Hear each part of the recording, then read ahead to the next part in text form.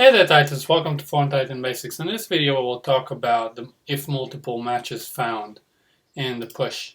Let's head over to the push and take a look at our action. So this is available in the update, find and delete. And what this shows you is, gives you a list of choices. What do you want to do if multiple matches found?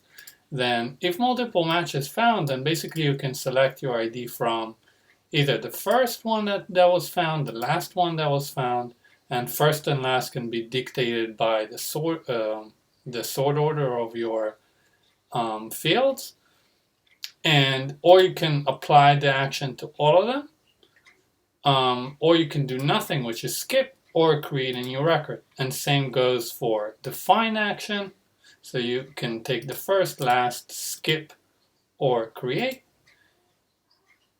And the same goes for the delete action, where you can delete the first one, the last one, all of them, skip them, do nothing, or create a new one.